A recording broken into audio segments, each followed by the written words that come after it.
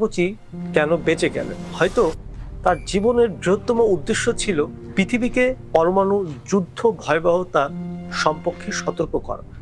সুতুম Yamaguchi জীবন কেবল টিকে থাকার গল্প নয়, এটি মানব অস্তিত্বের এক পরম বিস্ময়। যে মানুষটি দুইবার পারমাণবিক মৃত্যুর মুখ থেকে ফিরে এসেছে। Philosophically, Tsutomu Yamaguchi is not just an individual, he is a symbol. জীবনকে আমরা কেবল কাকতালীয় বলে উড়িয়ে দিতে পারি না।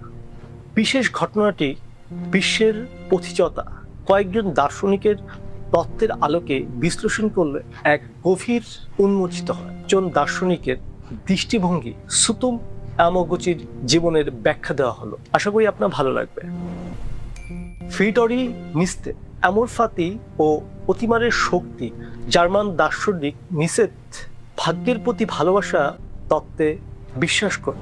তার মতে একজন মানুষকে তার জীবনের সমস্ত কষ্ট, যন্ত্রণা এবং ধ্বংসর থেকেও হাসি মুখে গ্রহণ করতে হবে। ইয়ামাগুচি তখন হিরোশিমায় দগ্ধ হয়েও 3 দিন পর লাগাসিতে কাজে যোগ দেন। প্রচণ্ড ইচ্ছা শক্তির বহিঃপ্রকাশ ঘটান। নিঃশেষ হয়তো বললেন, ইয়ামাগুচি একজন অতিমানব। তিনি মৃত্যুকে 2বার তুচ্ছ জ্ঞান করে জীবনের জায়গা করে নিয়েছেন।